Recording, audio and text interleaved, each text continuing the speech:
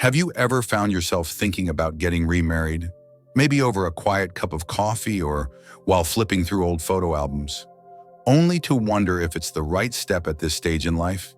You're not alone. For many Americans over the age of 65, the idea of finding love again is both exciting and a little nerve-wracking.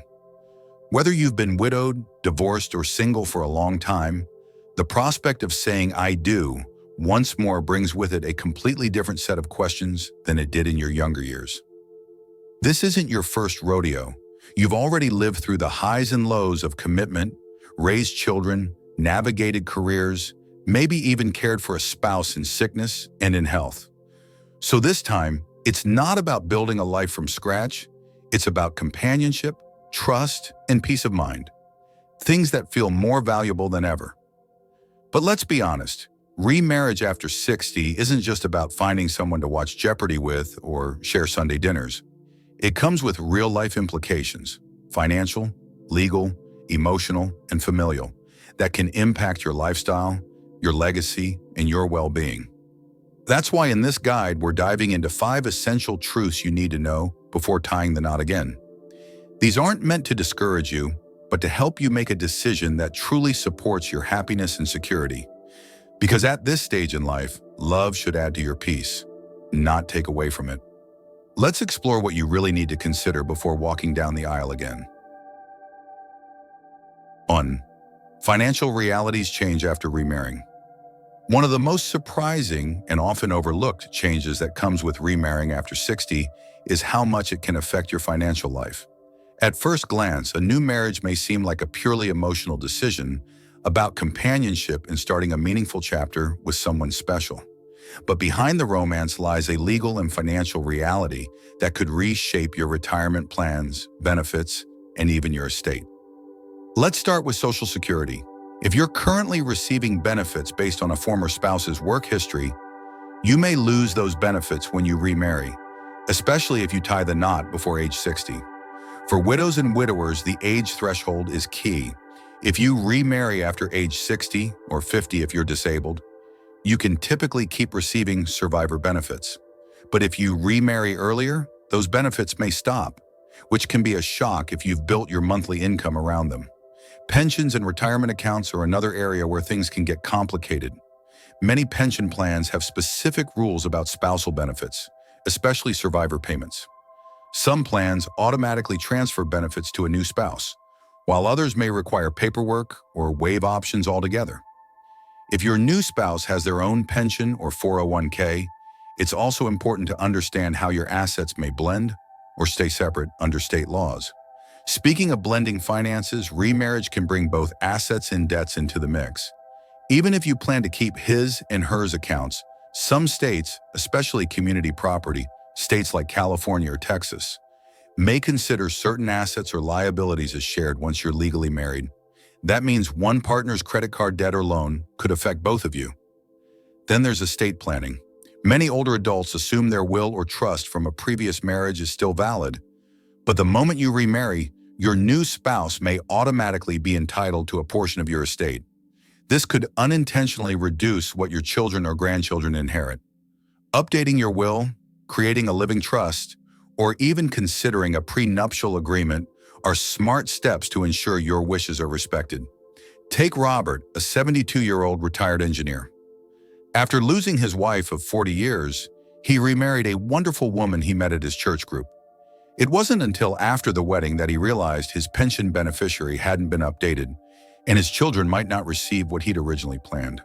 It took several visits to his financial advisor and attorney to straighten everything out, but he was glad he caught it in time. The bottom line? Love may be priceless, but it still needs a financial plan. Before walking down the aisle again, sit down with a trusted financial advisor and review everything, from Social Security to your will to how your assets are titled. Clear planning now can help you enjoy your new relationship without financial stress down the road. Because at this stage of life, peace of mind is one of the greatest gifts you can give yourself and those you love. 2. Family dynamics can get complicated. When you remarry later in life, you're not just bringing two people together, you're blending entire family histories, traditions, and expectations. And while love may bring the couple closer, it's often the extended family dynamics that introduce unexpected challenges. Most people over 65 enter a new marriage with well-established relationships, with adult children, grandchildren, siblings, or even in-laws from a previous marriage. These ties are deep, and they don't always merge smoothly with a new partner's family.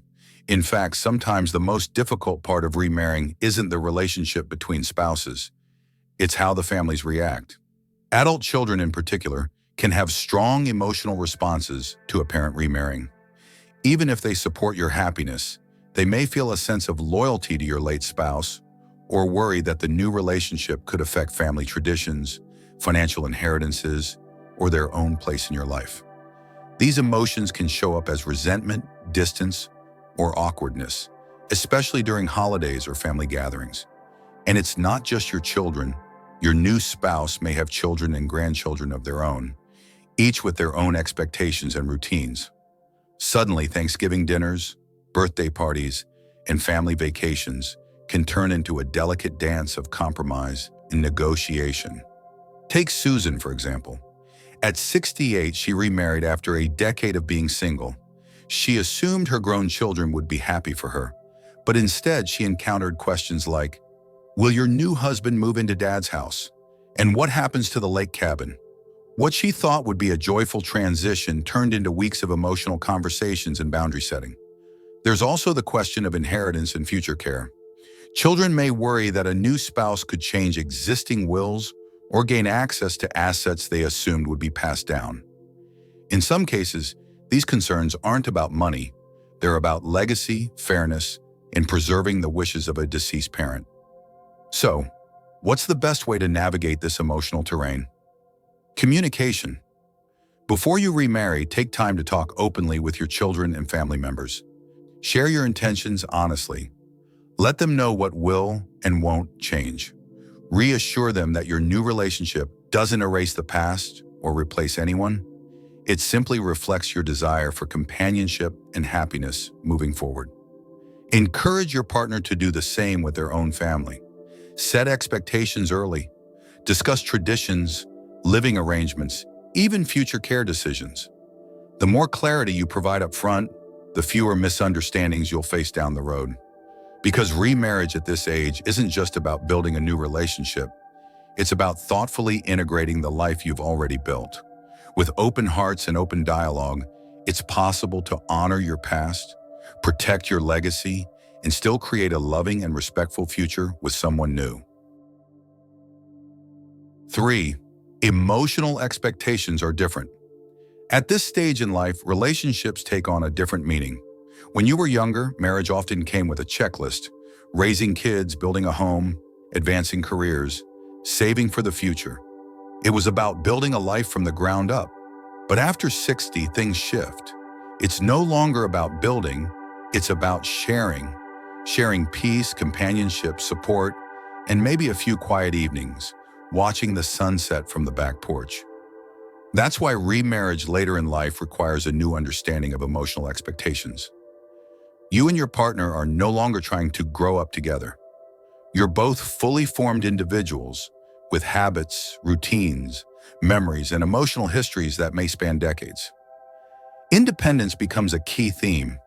By the time you reach your 60s or 70s, you've likely grown used to living on your own terms, maybe managing your own home, choosing how you spend your days, and enjoying a certain rhythm to your life. A new partner brings new preferences, daily routines, and emotional needs into the picture. That can be a beautiful thing, but it also takes patience and flexibility to adjust. Some people expect remarriage to feel just like their first marriage, but more often than not, it doesn't, and that's okay. This new relationship may not be about passionate milestones or raising a family together. Instead, it's about emotional companionship, someone to listen to your stories, share laughter over coffee, and offer comfort in the quiet moments. But don't underestimate the emotional baggage that may come with a second or third marriage. If you lost a spouse, those memories and the grief don't disappear. If you went through a difficult divorce, trust might come a little slower, and both of you may be carrying unspoken fears. Fear of loss, fear of illness, fear of being alone again. That's why communication is more important than ever. Take Harold, for example. At 75, he remarried after several years of being widowed. His new wife had been divorced for nearly 2 decades and valued her space. Harold, on the other hand, was used to constant companionship. At first, they struggled to understand each other's emotional rhythms. But over time, with honest conversation and mutual respect, they found a balance. Time together, time apart, and shared moments that truly mattered. Before you remarry, ask yourself, what does companionship look like to me now? Am I emotionally ready to share my space and routines? What level of closeness do I want? Daily togetherness or independent lives with shared moments? Being clear about your emotional needs and open to hearing your partners is the foundation for a relationship that works at this stage of life. Because now love isn't about fixing or completing each other. It's about enhancing the life you already have. Legal considerations matter more than you think. When you're thinking about remarrying after 60, it's easy to focus on the emotional side of things: companionship, love, and the comfort of not growing older alone. But there's another side that deserves just as much attention: the legal one. Marriage isn't just a romantic commitment, it's a legal contract. And at this stage in life, the legal implications of saying "I do" can have far-reaching effects on your finances, healthcare decisions, and even the legacy you leave behind. One of the first things to understand is how marriage impacts your estate planning. In many states, getting remarried automatically gives your new spouse certain legal rights to your assets, even if your will says otherwise. That means if you plan to leave your home, savings, or family heirlooms to your children or grandchildren, a new marriage could unintentionally alter those plans. Without updating your will or establishing a trust, your estate might be divided in ways you never intended. Prenuptial agreements can be a powerful tool here, not just for the wealthy, but for anyone who wants to ensure clarity and fairness. A prenup doesn't mean you're anticipating failure. It means you're protecting the people you love and avoiding misunderstandings. It can outline how property, income, and debt will be handled, and it can offer reassurance to adult children who may worry about how a new marriage will affect their inheritance. Healthcare decisions are another key area. If you become incapacitated due to illness or injury, your spouse is typically the one who gets the legal right to make medical choices on your behalf. That might be fine, but what if your children or longtime caregivers have a different understanding of your wishes? Conflicts can arise quickly, especially in high-stress moments. That's why it's wise to set up advance directives and a medical power of attorney, clearly naming who you want to make those decisions. These documents help avoid confusion and ensure your healthcare preferences are honored. Take Eleanor, for instance. At 67, she fell in love again and planned a quiet wedding. But she also owned her home outright, had a sizable retirement fund, and wanted those assets to pass to her children. She and her fiancé sat down with an attorney, updated their wills, and signed a prenuptial agreement. It wasn't a romantic evening, but it gave both of them peace of mind and protected their families from future conflict. The truth is, addressing legal matters up front might feel uncomfortable, but it's a gift to yourself and your loved ones. It ensures that your new marriage starts on a foundation of transparency and mutual respect, with fewer surprises down the road. Because at this stage in life, you're not just protecting what you have, you're safeguarding your peace, your dignity, and the people who matter most to you. 5. The definition of happiness changes with age. Happiness means something different at 65 than it did at 35. In our younger years, marriage often symbolized building a life, raising kids, growing a career, saving for retirement, and maybe even paying off a 30-year mortgage. But after 60, the game changes.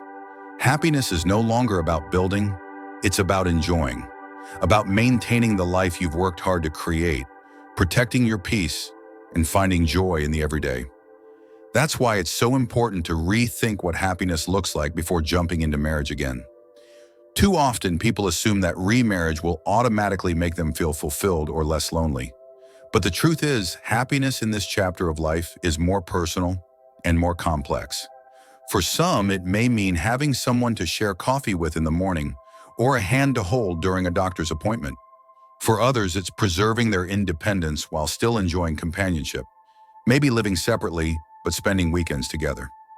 The idea of a traditional, under-one-roof marriage may not be necessary or even ideal for everyone. It's also worth asking, are you already happy on your own? Because if you're not, marriage might not magically fix that. In fact, it could complicate things. Sharing your life with someone, especially when you've lived independently for years, can bring unexpected stress.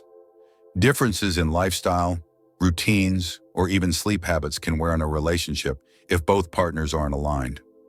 Take Frank, for example. At 72, he met a lovely woman and remarried quickly, excited for a fresh start. But over time, he realized that their visions of happiness didn't match. She wanted to travel often and host large family gatherings, while he preferred quiet evenings at home and working in his garden.